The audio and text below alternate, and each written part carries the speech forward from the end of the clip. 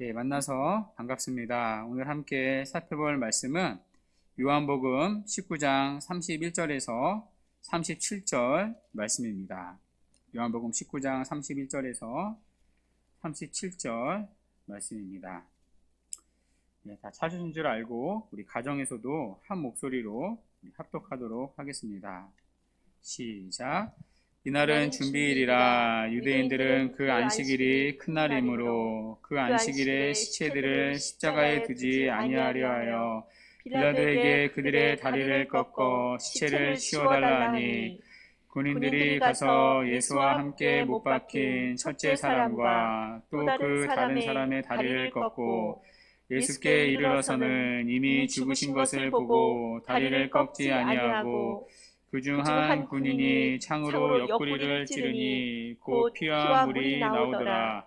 이를 본 자가 증언하였으니 그 증언이 참이라. 그가 자기의 말하는 것이 참인 줄 알고 너희로 믿게 하려 함이니라. 이 일이 일어난 것은 그 뼈가 하나도 꺾이지 아니하리라 한 성경을 응하게 하려 함이라. 또 다른 성경에 그들이 그 찌른 자를 보리라 하였느니라. 아멘. 오늘은 그들이 그 찌른 자를 보리라 라는 제목으로 하나님 말씀 증거하도록 하겠습니다. 지난 시간 예수님은 십자가에서 운명하셨습니다. 자, 오늘 본문은 예수님이 죽으신 그 직후에 일어난 장면입니다. 자, 그 장면이 31절부터 이제 시작이 되는데요.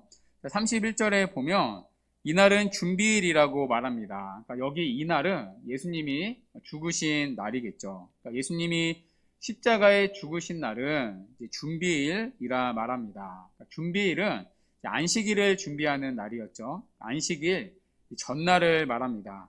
그러니까 유대인의 안식일은 토요일입니다.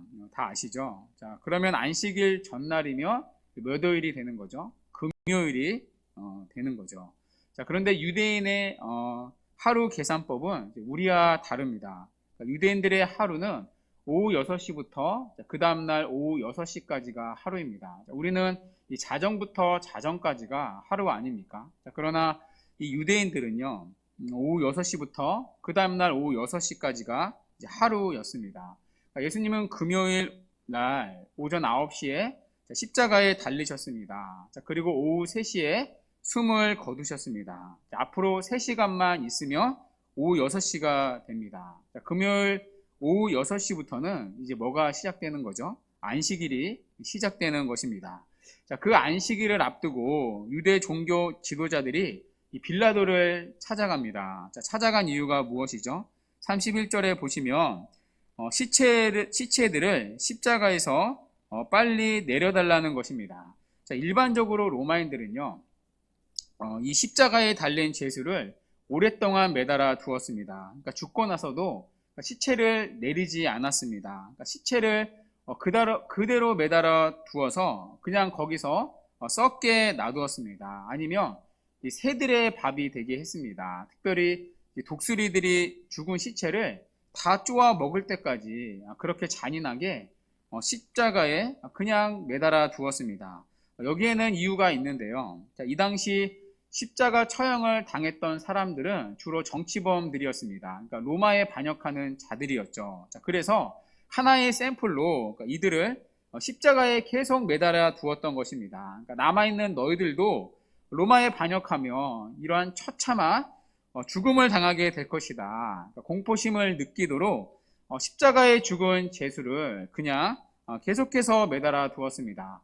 자, 그러나 유대인들의 풍습은 달랐는데요. 유대인들은 시체를 밤새도록 두지 않았습니다. 자, 그 이유가 신명기 21장 22절에서 23절에 기록된 말씀에 있습니다. 사람이 만일 죽을 죄를 범함으로 내가 그를 죽여 나무 위에 달거든 그 시체를 나무 위에 밤새 두지 말고 그날에 장사하여 내 하나님의 여호와께서 내게 기업으로 주시는 땅을 더럽히지 말라. 나무에 달린 자는 하나님께 저주를 받았습니다. 자, 이 말씀에 보면요, 시체를 나무 위에 밤새 두지 말라고 하십니다. 그러니까 십자가에 달린 자는 하나님께 저주를 받은 자이기 때문입니다. 자, 그러니 그들의 피가 땅에 떨어지며 땅도 더럽혀지게 된다는 것입니다. 그러니까 이런 이유로 하나님은 시체를 나무 위에 밤새 두지 말라고 하셨습니다. 그러니까 해가 지기 전에 시체를 매장하라는 거죠. 자, 그런데 곧 있으면 해가 지게 됩니다. 자, 뿐만 아니라 3시간만 있으면 안식일이 시작됩니다. 자, 그것도 보통 그냥 안식일이 아닙니다. 자, 어떤 안식일이죠? 31절에 보시면 큰 날이라고 말합니다. 자, 왜 큰 날이죠? 자, 6월절 기간 안에 있는 안식일이었기 때문입니다. 그러니까 6월절이 겹치는, 그러니까 6월절과 함께하는 안식일이었기 때문입니다. 자, 그러니 유대인들의 입장에서는 다른 안식일보다 훨씬 더 중요한 큰 날이었습니다. 자, 그래서 오늘 유대 종교 지도자들이 빌라도를 찾아간 것입니다. 그러니까 자신의 종교 관습대로 빨리 시체를 수습해 달라 이렇게 부탁을 한 것이죠. 자, 31절 하반절입니다. 빌라도에게 그들의 다리를 꺾어 시체를 치워달라 하니, 여기 다리를 꺾는다는 것은요, 그러니까 언어로 보면 다리를 으스러뜨린다는 뜻입니다. 그러니까 단순히 이렇게 꺾는 정도가 아니라 완전히 이렇게 부셔뜨리는 거죠. 자, 이 당시 십자가 처형은요, 아파서 죽는 게 아니었습니다. 그러니까 십자가에 달린 사람이 죽게 되는 사인은 질식사였습니다. 우리가 알다시피 이제 십자가에 달릴 때 양쪽 손이 이제 못이 박히게 되죠. 자, 그리고 발목은 이제 또 하나로 겹쳐져서 이제 대못을 박습니다. 자, 그러면 십자가에 달릴 때 이제 팔로 매달려 있는 거죠. 자, 그렇게 매달리다 보면은 가슴이 축 밑으로 처질 것 아닙니까? 자, 그러면 가슴 흉부 쪽에 엄청난 압박이 가해져서 그러니까 숨을 쉬기가 굉장히 어렵다고 합니다. 자, 그때 이제 숨을 쉬려면 다리에 힘을 주고 몸을 밀어 올려야 했습니다. 그러니까 다리로 몸을 밀어 올려서 이제 겨우 숨을 쉬게 되는 거죠. 자, 그러면 힘이 빠지면 또 다시 가슴이 축 내려가고 다시 다리에 힘을 주고 몸을 올려서 또 숨을 잠깐 쉬고, 그러니까 이걸 계속 반복하는 거죠. 자, 그러다 보면 언젠가는 힘이 다 빠지지 않겠습니까? 그러니까 다리에 힘을 주고 올라가지를 못합니다. 자, 그래서 결국에는 질식사로 죽는 게 십자가 처형입니다. 자, 그러니까 사실 십자가에 달릴 때는 다리로 버티는 거죠. 자, 그래서 유대 종교 지도자들이 십자가에 달린 시체를 빨리 내리기 위해 무엇을 부탁하죠? 다리를 꺾어달라고 부탁하는 것입니다. 그러니까 다리를 으스러뜨리며 다리를 쓰지를 못하니까 숨을 쉴 수 없게 됩니다. 자, 그러면 얼마 되지 않아 질식사로 죽게 돼서 시체를 빨리 내릴 수 있습니다. 자, 그래서 오늘 본문 32절을 보십시오. 자, 군인들이 가서 예수님과 함께 못 박힌 자들의 다리를 꺾습니다. 그러니까 이들은 예수님과 함께 못 박혔던 좌우편의 강도였죠. 그러니까 이들은 이때까지 살아 있었던 것 같습니다. 자, 그래서 그들의 다리를 꺾습니다. 그러나 예수님은 다리를 꺾지 않았습니다. 예수님은 이미 죽으셨기 때문입니다. 사실 이런 예수님의 죽음은요, 굉장히 빠른 이례적인 죽음이었습니다. 그러니까 보통 이 십자가에 달리면 당일날 바로 죽지를 않습니다. 보통은 3일에서 4일, 건강한 남자라면 보통 9일까지 매달렸다가 죽었다고 합니다. 자, 그런데 예수님은 십자가에 달린 지 불과 몇 시간 만에, 그러니까 6시간 만에 죽으셨습니다. 자, 왜 이렇게 주님이 빨리 죽으셨을까요? 자, 아마 예수님은 그 전에 심한 고문과 채찍을 맞으셨기 때문일 수 있습니다. 또 예수님은 이미 구원을 다 이루셨기 때문에 지난주에 살펴본 대로 스스로 죽음을 일찍 허락하셨을 수도 있습니다. 또 성부 하나님으로부터 받으신 모든 저주와 진노의 무게가 그만큼 강력했기 때문일 수도 있습니다. 이런 이유들로 예수님은 일찍 숨을 거두십니다. 자, 그래서 그분은 십자가에서 다리가 꺾이지 않으십니다. 자, 그런데 갑자기 이해되지 않는 장면이 이어서 등장을 하는데요. 여러분 본문 34절을 보십시오. 우리 본문 34절은 우리 가정에서도 함께 읽도록 하겠습니다. 34절 시작. 그중 한 군인이 창으로 예수님을 고 피와 물이 나오더라. 아멘. 자, 한 군인이 창으로 예수님의 옆구리를 찌릅니다. 찔렀더니 예수님의 몸에서 피와 물이 함께 섞여 나왔다고 말합니다. 여러분, 이 장면이 이해가 되십니까? 그러니까 지금 빌라도가 로마 군사들에게 명령한 것이 무엇이죠? 다리를 꺾으라는 것입니다. 자, 꺾으라는 이유가 무엇이죠? 빨리 죽여서 시체를 치우기 위해서입니다. 자, 그런데 이미 예수님은 죽으셨습니다. 그러니까 죽으신 것이 이미 확인이 되었습니다. 자, 그러면 시체를 그냥 내리면 되지 않습니까? 그러니까 평상시에 늘 하는 것처럼 시체를 내려서 그냥 장사 지내면 되지 않습니까? 자, 그런데 로마의 한 군사가 시키지 않은 행동을 합니다. 그러니까 불필요해 보이는 행동을 하는 거죠. 그러니까 죽은 예수님의 허리를 굳이 창으로 찌릅니다. 자, 물론 로마 군사의 입장에서는 확인 사살을 위해서 찔렀을 수도 있었을 것입니다. 자, 그러나 쉽게 설득은 되지 않습니다. 확인 사살을 위해서라면 다리를 꺾었으면 되었기 때문이죠. 다리를 꺾으면 100% 질식사로 바로 죽습니다. 자, 그런데 다리가 아닌 허리에 창을 찌릅니다. 자, 그리고 요한은 지금 이 장면을 기록하고 있습니다. 자, 굳이 불필요해 보이는 이 행동의 장면을 기록하고 있습니다. 사실 이 34장의 장면은요, 다른 복음서에는 없습니다. 그러니까 오직 요한만 이 장면을 여기에 기록하고 있습니다. 자, 여러분, 무슨 얘기이죠? 요한에게 이 장면은 결코 불필요한 장면이 아니라는 것입니다. 그러니까 우리가 예수님의 죽음을 이해하기 위해서는 꼭 필요한 장면이라는 것입니다. 자, 그래서 요한은 이 장면을 이곳에 기록하고 있습니다. 자, 그렇다면 이 장면을 통해 요한이 드러내고자 했던 예수님의 죽음의 의미는 어떠한 죽음입니까? 첫째, 두 가지가 있는데요. 첫째는 예수님의 죽음은 역사적인 사실이라는 것입니다. 사실 이것은 우리에게 큰 감흥을 주지 않을 수 있습니다. 예수님의 죽음이 역사적인 죽음이지 그럼 허구인가? 우리는 이 내용에 별로 큰 감흥이 없을 수 있습니다. 자, 그러나 이 당시에 이 사실은요, 굉장히 중요한 신학적 문제였습니다. 자, 왜냐하면 이 당시에는 예수님의 죽음에 대한 잘못된 가르침들이 있었기 때문입니다. 이 당시 이 교회에 침투한 이단들이 있었는데요, 바로 영지주의자들이었습니다. 아시죠? 이들은 영혼은 선하고 육체는 악하다, 육체는 열등하다, 부정하다 믿었습니다.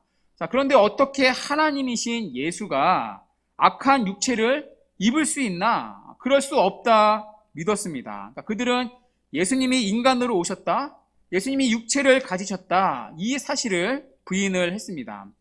실제로 사도 요한이 목회하던 당시에도 이런 영주주의자들이 판을 치고 있었는데요. 그래서 사도 요한이 이들의 잘못된 가르침을 반박하는 서신서를 썼습니다. 바로 요한일서인데요. 요한일서 4장 2절에서 3절입니다. 우리 다 같이 한번 우리 가정에서도 읽도록 하겠습니다. 시작. 이로써 너희가 하나님의 영을 알지니 곧 예수 그리스도께서 육체로 오신 것을 시인하는 영마다 하나님께 속한 것이요 예수를 시인하지 않은 영마다 하나님께 속한 것이 아니니 이것이 곧 저 그리스도의 영이라. 자, 여기까지요. 자, 사도 요한이 뭐라고 말하죠? 예수 그리스도께서 육체로 오신 것을 시인하지 아니하는 자들이 있다는 것입니다. 여러분, 이들이 누구이죠? 바로 우리가 살펴본 영지주의자들입니다. 자, 그들은 예수님이 육체로 오셨다는 사실을 부인했습니다. 그러니까 단지 예수님은 사람처럼 보인 것뿐이다, 그렇게 가르친 거죠. 그러니까 실제로 사람으로 오신 게 아니라 사람처럼 우리 눈에 보인 것뿐이라고 가르쳤습니다. 그러니까 그들의 이러한 주장을 가연설이라고 부르는데요. 가연, 가짜로 보였다는 것이죠. 그러니까 예수님은 실제로 육신을 입고 오신 게 아니라 영으로 오셨는데 그냥 사람처럼 가짜로 보였다는 것입니다. 자, 그래서 그들은 예수님의 십자가의 죽음을 부인할 수밖에 없습니다. 자, 그렇겠죠. 예수님이 몸이 없는데 어떻게 죽을 수 있나? 그러니까 예수님이 우리와 같은 사람으로 십자가에 달려 죽지 않았다, 그렇게 가르쳤습니다. 그러니까 이런 잘못된 가르침들이 이 당시 사람들의 믿음을 흔들어 놓았습니다. 자, 그래서 요한은 34절의 장면을 여기에 기록한 것입니다. 십자가에 달리신 예수님은 피와 물을 쏟았다는 것입니다. 자, 예수님의 죽음은 역사적 사실이라는 것입니다. 예수님은 우리와 똑같은 육체를 가지시고 십자가에 죽으셨다는 것입니다. 그분의 죽음은 하나님이면서 동시에 인간으로서 죽으신 너무나 분명한 죽음이라는 것입니다. 그분은 우리와 똑같은 육체를 가지신 사람이셨기 때문에 사람인 우리의 죄를 대속할 수 있다는 것입니다. 그래서 그분의 죽음은 우리를 대속하는 죽음이라는 것입니다. 자, 두 번째, 사도 요한이 이 장면을 통해 드러내고자 했던 예수님의 죽음의 의미가 있습니다. 예수님의 죽음은 바로 구약의 유월절 어린 양으로서의 대속의 죽음이라는 것입니다. 자, 오늘 예수님은 다리가 꺾이지 않으셨습니다. 예수님은 이미 죽으셨기 때문이었죠. 자, 그러나 여기에는 또 다른 이유가 있습니다. 자, 그 이유가 무엇이죠? 바로 36절에서 요한은 그 이유를 밝히는데요. 우리 본문 36절 우리 함께 읽어보도록 하겠습니다. 시작. 이 일이 일어난 것은 그 뼈가 하나도 꺾이지 아니하리라 한 성경을 응하게 하려 함이라. 아멘. 자, 오늘 주님의 뼈가 하나도 꺾이지 않은 이유가 무엇이죠? 성경을 응하게 하려는 일이라는 것입니다. 자, 구약 성경의 성취라는 거죠. 자, 그러면 구약의 어느 말씀의 성취이죠? 먼저 출애굽기 12장 46절 말씀의 성취입니다. 제가 한번 읽어보겠습니다. 한 집에서 먹되 그 고기를 조금도 집 밖으로 내지 말고 뼈도 꺾지 말지며. 자, 민수기 9장 12절에도 비슷한 말씀이 나오는데요. 아침까지 그것을 조금도 남겨두지 말며 그 뼈를 하나도 꺾지 말아서 유월절 모든 율례대로 지킬 것이라. 자, 이 구절들은요, 유월절 양에 대한 규정입니다. 자, 이 부분은 다 아시는 분이 계시겠지만 하나님은 이스라엘 백성들을 애굽으로부터 구원하려고 하셨습니다. 자, 그러나 애굽의 왕인 바로가 이제 이스라엘 백성들을 쉽게 놓아주지 않았습니다. 자, 그래서 하나님이 10가지 재앙을 애굽에 내리셨죠. 자, 그 마지막 10번째 재앙이 바로 장자 재앙이었습니다. 그러니까 모든 집안의 첫째 아들인 장자를 죽이는 재앙이었습니다. 아시다시피 히브리 개념에서 첫째는요, 모든 것을 대표하는 숫자였죠. 그러니까 첫째가 죽는다는 것은 하나님의 심판으로 모든 사람이 죽는다는 의미입니다. 자, 그런데 하나님은 이스라엘에게만 구원의 길을 주십니다.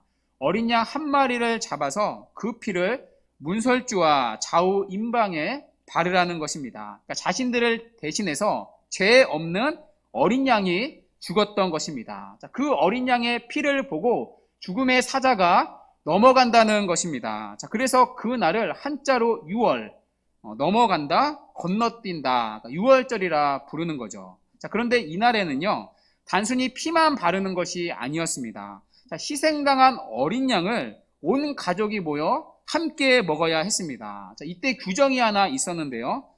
남김없이 먹되 어린 양의 뼈를 꺾지 말라는 규정이었습니다. 자, 그런데 오늘 예수님이 십자가에 죽으십니다. 자, 어떻게 죽으시죠? 뼈가 하나도 꺾이지 않으신 채로 죽으십니다. 여러분, 무슨 얘기입니까?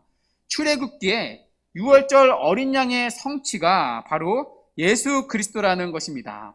이스라엘 백성을 위해 대신 죽은 그 유월절 어린 양이 바로 예수님이라는 사실을 요한은 우리에게 보여주는 것입니다. 그래서 여러분, 본문 31절을 다시 보십시오. 자, 이 날은 준비일이라고 시작합니다. 이 준비일은 유월절 전날이죠. 그러니까 예수님은 유월절 전날에 죽으신 것입니다. 자, 여기에도 중요한 요한의 복선이 깔려 있는데요. 자, 이스라엘 백성들은 해마다 유월절을 지켰습니다. 자, 그때마다 그들은 유월절 어린 양을 잡아 먹어야 했습니다. 자, 그런데 그 양을 언제 잡아 먹었죠? 유월절 당일이 아니라 유월절 전날에 잡아 먹었습니다. 자, 그런데 이날은 유월절 전날이라 말합니다. 자, 그러면 여러분 상상해 보십시오. 이 시간에 이스라엘 전역에서 지금 어떤 일이 벌어지고 있었겠습니까? 수만 마리의 양이 도축당하고 있었을 것입니다. 자, 그런데 그때 예수님이 십자가에서 죽으신 것입니다. 그러니까 두 장면이 정확히 오버랩되고 있는 거죠. 이스라엘 전역에서 수만 마리의 유월절 양들이 죽는 그 시간, 십자가에서 예수님이 죽으신 것입니다. 그러니까 예수님은 구약의 유월절 어린 양으로서 죽으신 분이라는 것입니다. 그분의 죽음은 구약에 약속된 유월절 어린 양, 즉 자기 백성의 죄를 위한 대속의 죽음이라는 것입니다. 그래서 사도 바울은 성령의 영감으로 이렇게 썼습니다. 고린도전서 5장 7절인데요. 우리의 유월절 양, 곧 그리스도께서 희생이 되셨느니라. 자, 그래서 오늘 본문을 다시 보십시오. 예수님이 창에 찔렸을 때 물과 피를 쏟으셨습니다. 이 피는 유월절 어린 양으로서의 쏟으신 피입니다. 애굽의 재앙이 임했을 때 애굽에 살던 이스라엘 백성들은 이 죽음의 재앙을 피했습니다. 죽음의 사자가 이스라엘 백성들의 집만큼은 피해 넘어갔습니다. 자, 그들이 살 수 있었던 이유는 단 하나입니다. 어린 양의 피가 발려져 있었기 때문입니다. 자, 본질적으로 이스라엘 백성들은 애굽 사람들과 크게 다르지 않았습니다. 그들은 애굽에 사는 동안에 애굽에 동화되어 살았습니다. 또 애굽의 신들을 함께 섬기며 살았습니다. 하나님의 심판이 만일 죄에 대한 심판이라면 이스라엘의 모든 장자뿐 아니라 이스라엘 사람 모두가 다 하나님의 심판의 대상이 되어야 했습니다.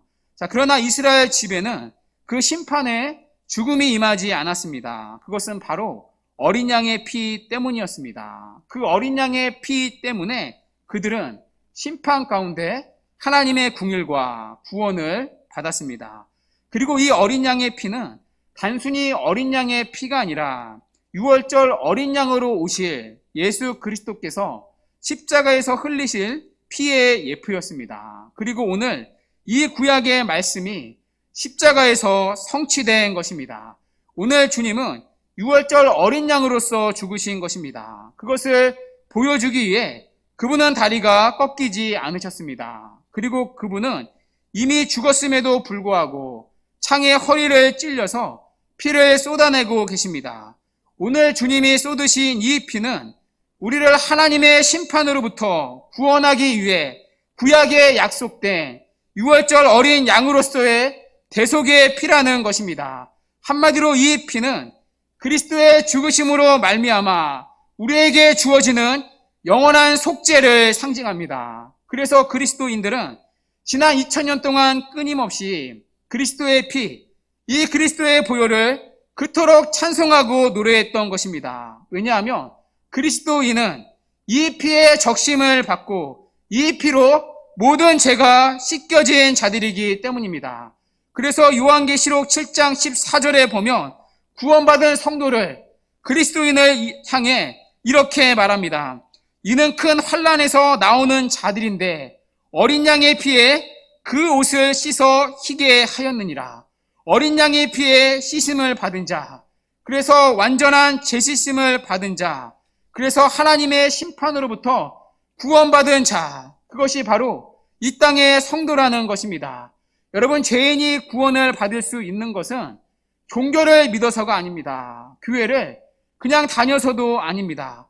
죄인이 구원받을 수 있는 유일한 길은 구주의 흘리신 피에 자기의 죄를 씻는 것입니다. 이것을 위해 오늘 주님은 십자가에서 피를 쏟으신 것입니다.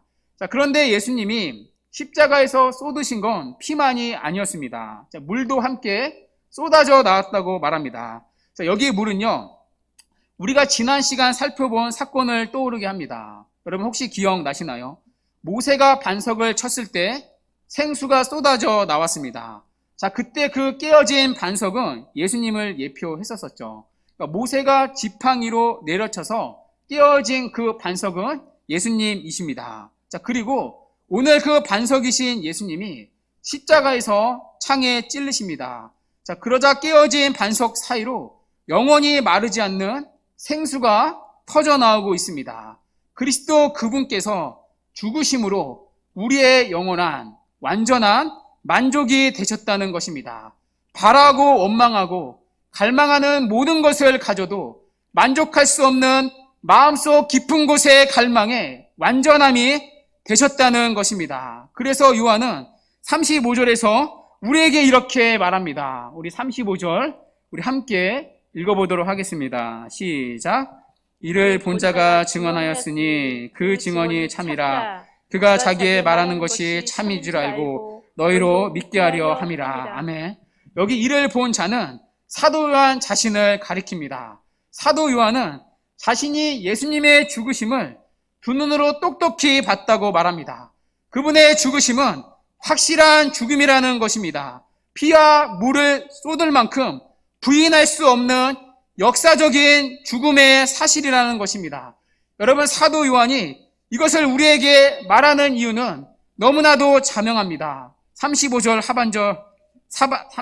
하반절에 너희로 믿게 하려 함이라. 바로 저와 여러분을 위해서입니다. 저와 여러분으로 하여금 이 예수님을 믿게 하기 위해서입니다. 여러분, 지금 요한의 심정이 느껴지십니까? 요한은 자기가 목격한 예수님을 우리 또한 믿기를 간절히 원하고 있습니다. 그분의 죽으심은 부인할 수 없는 역사적 사실이기 때문입니다. 그리고 요한의 이 애타는 심정은 여기서 끝나지 않습니다. 오늘 요한은 이 예수를 반드시 믿어야 할 이유를, 십자가에 못 박힌 예수를 믿어야 할 이유를 우리에게 강력히 호소합니다. 그것이 이 본문 마지막 37절의 말씀인데요. 우리 37절 함께 읽어보도록 하겠습니다. 시작. 또 다른 성경에 그들이 그 찌른 자를 보리라 하였느니라. 아멘. 자, 여기 이 또 다른 성경은요, 구약의 스가랴서 12장 10절을 말합니다. 그러니까 구약의 스가랴서를 인용해서 요한이 우리에게 지금 말하고 있는 거죠. 자, 스가랴서 12장 10절 우리 함께 마지막으로 읽어보도록 하겠습니다. 시작. 내가 다윗의 집과 예루살렘 주민에게 은총과 강구하는 심령을 부어주리니 그들이 그 찌른 바 그를 바라보고 그를 위하여 애통하기를, 독자를 위하여 애통하듯 하며 그를 위하여 통곡하기를, 장자를 위하여 통곡하듯 하리로다. 아멘. 자, 그들이 그 찌른 바 그를 바라본다 예언합니다. 자, 이 부분은 번역이 좀 미흡한데요. 히브리어 원어를 직역하면 이런 뜻입니다. 자, PPT 좀 보여주시겠어요? 자, 그들은 자신들이 찔렀던 사람, 즉 나를 볼 것이며 라가 정확한 번역입니다. 여러분, 여기 그들은 누구를 예표하죠? 오늘 예수님을 십자가에 찌른 로마 군사를 말합니다. 자, 그러나 로마의 군사만이 아니라 예수님을 죽음으로 몰고 간 모든 유대인들을 말합니다. 그리고 유대인뿐만이 아니라 예수님을 죽게 한 우리 모든 죄인들을 말합니다. 오늘 저와 여러분도 그들 안에 다 포함되어 있습니다. 자, 그런데 우리가 그 찔렀던 사람, 즉 나를 볼 거라 말합니다. 자, 여기서 나는 누구이죠? 바로 예수님을 가리킵니다. 우리가 찔렀던 예수님을 보게 되는 날이 반드시 있다는 것입니다. 자, 그런데 스가랴의 예언은 여기서 끝나지 않습니다. 여기에 구원의 은혜가 담겨 있는데요. 자, 그때 하나님께서 다윗의 집과 예루살렘 주민에게는 은총과 강구하는 심령을 부어주신다 말합니다. 여기 다윗의 집과 예루살렘 주민은 영적인 하나님의 백성을 의미합니다. 그러니까 하나님의 택함받은 백성, 즉 예수님을 믿게 될 모든 자들을 말합니다. 그들에게는 은총과 강구하는 심령을 부어주시겠다는 것입니다. 한마디로 죄에 대한 애통하는 심령을 부어주신다는 것입니다. 예수님을 바라볼 때 자신들의 죄로 인해 애통하게 된다는 것입니다. 내가 예수를 찌른 죄인이었구나. 자신들의 죄를 통곡하며 돌이키게 되는 은혜가 있다는 것입니다. 자, 실제로 이 스가랴의 예언이 여러분 신약에서 그대로 성취가 되었습니다. 자, 여러분, 언제 이 일이 일어났죠? 십자가에 죽으신 예수님이 승천하시고 오순절 성령 강림 때 일어났습니다. 그때 사도들이 복음을 전했습니다. 자, 그 말을 듣고 유대인 가운데 일부가 마음이 찔렸다고 했습니다. 사도행전 2장 37절 말씀인데요. 그들이 이 말을 듣고 마음에 찔려 베드로와 다른 사도들에게 물어 이르되 형제들아 우리가 어찌할꼬 하거늘. 자, 사도들이 십자가에 못 박히신 그리스도를 전했습니다. 자, 그런데 그때 유대인들의 일부의 마음이 찔렸다고 말합니다. 그리스도를 찌른 자가 바로 자기라는 사실에 자기 심령이 찔렸던 것입니다. 그래서 그들은 자신들의 죄로 인해 어찌할꼬 심령의 통곡이, 애통함이 일어난 것입니다. 그리고 그때 회개하고 주님께 돌아오는 생명의 역사가 일어난 것입니다. 그리고 이 일은 오순절 성령 강림 때만 있었던 일이 아닙니다. 처음 교회가 세워질 때만 있었던 일이 아닙니다. 그 이후로 지금까지 모든 하나님의 백성이 주님 앞에 나올 때 반드시 일어나는 일입니다. 스가랴 선지자의 예언처럼 하나님께서는 자기 백성에겐 은총과 강구하는 심령을 부어주시기 때문입니다. 그래서 예수님의 십자가를 바라볼 때 단순히 믿는 결단만 일어나는 게 아닙니다. 반드시 죄에 대한 애통함이 있습니다. 예수님의 십자가를 바라볼 때 내가 예수를 십자가에 못 박은 자이구나, 내가 예수를 죽인 끔찍한 죄인이라는 새로운 지각이 열립니다. 예수를 십자가에 못 박은 자가 다른 누가 아니라 바로 내가 예수를 못 박은 자이구나, 십자가의 예수를 못 박은 자리에 내가 그 자리에 있었구나, 그 사실 하나로 자신의 가슴이 찔리게 됩니다. 그래서 죄를 회개하고 통곡하는 일이 일어납니다. 죄에 대한 애통함과 회개의 역사가 예수를 믿는 사람들의 심령에 반드시 있습니다. 스가랴 선지자가 약속했던 은총과 간구하는 심령이 오늘도 우리 가운데 일어나는 것입니다. 자, 그리고 이 일이 완전히 성취되는 때가 있습니다. 바로 요한계시록 1장 7절 말씀인데요. 자, 이 부분 진짜 마지막으로 우리 함께 다 같이 읽도록 하겠습니다. 시작. 볼지어다 그가 그가 구름을 타고 오시리라. 각 사람의 눈이 그를 보겠고 그를 찌른 자들도 볼 것이요 땅에 있는 모든 족속이 그로 말미암아 애곡하리니 그러하리라. 아멘. 자, 누구도 볼 것이요 그를 찌른 자들도 볼 것이며, 스가랴의 예언이 다시 마지막 때에 나옵니다. 마지막 때 예수님이 오실 때 어떤 일이 벌어지죠? 그를 찌른 자들도 볼 것이라 말합니다. 모든 사람이 십자가에 찌른 주님을 보게 될 것입니다. 저와 여러분 가운데 한 사람도 예외가 없습니다. 우리의 사랑하는 가족들도 예외가 없습니다. 이 땅의 모든 사람들이 십자가에 찔린, 아니 우리가 찌른 예수님을 반드시 보게 될 것입니다. 그리고 그때 주님을 찌른 모든 사람은 그 죄에 대한 대가로 하나님의 영원한 심판을 받게 될 것입니다. 그래서 땅에 있는 모든 족속이 그날에 애곡하게 될 거라 말합니다. 이날의 애통은 스가랴 12장 10절의 애통과는 다릅니다. 스가랴 12장 10절에 나오는 통곡은 생명의 통곡입니다. 죄로부터 돌이키는 생명의 통곡입니다. 죄로부터 사함받는 구원의 통곡입니다. 그러나 마지막 날 울부짖는 요한계시록의 통곡은 여러분 멸망의 통곡입니다. 그날에는 더 이상 간구하는 심령이 부어지지 않기 때문입니다. 더 이상 돌이킬 기회가 없기 때문입니다. 그래서 오늘 요한은 피 끓는 심정으로 우리에게 증거하는 것입니다. 십자가에서 죽으신 예수님을 목격한 증인으로 힘있게 말하는 것입니다. 35절입니다. 이를 본 자가 증거하였으니 그 증언이 참이라. 그가 자기의 말하는 것이 참인 줄 알고 너희로 믿게 하려 함이니라. 사도 요한은 자기가 기록하고 있는 이 증언을 참이라 말합니다. 내가 그분을 분명히 봤다는 것입니다. 십자가에서 물과 피를 쏟으신 그분의 죽음을 내가 너무나도 부인할 수 없게 봤다는 것입니다.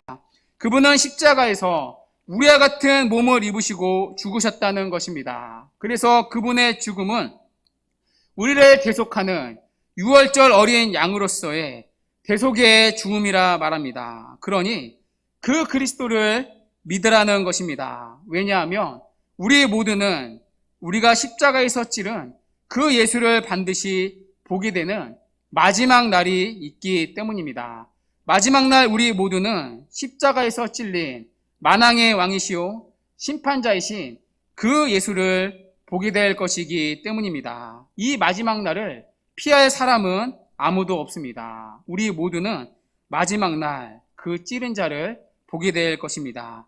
그러므로 주 안에 사랑하는 여러분, 오늘 이 요한의 증언이 우리 가운데 진실로 믿어지는 은혜가 있기를 바랍니다. 내가 주님을 십자가에 못 박은 죄인입니다. 주님의 십자가 외에는, 주님의 흘리신 이 유월절 어린 양 보혈 외에는 제겐 아무런 소망이 없습니다. 이 죄에 대한 애통함의 심령이 여러분 가운데 날마다 확인되고 증거되는 구원의 은혜가 있기를 바랍니다. 그 애통함은 여러분을 살게 하는 생명의 통곡입니다. 그 생명의 통곡이 있는 자는 마지막 날 멸망의 통곡이 아닌 기쁨의 통곡을 하게 될 것입니다. 그래서 오늘 요한은 우리에게 증거합니다. 그들이 그 찌른 자를 보리라 하였으니라. 이 약속의 말씀이 우리가 또다시 한 주를 살아가는 기쁨과 소망이 되는 근거가 되기를 바랍니다. 그래서 그 찌른 자를 보리라, 다시 오실 주님을 맞이할 소망으로 한 주간도 믿음으로 살아내는 복된 은혜가 우리 모두에게 있기를 주님의 이름으로 간절히 축원합니다. 아멘.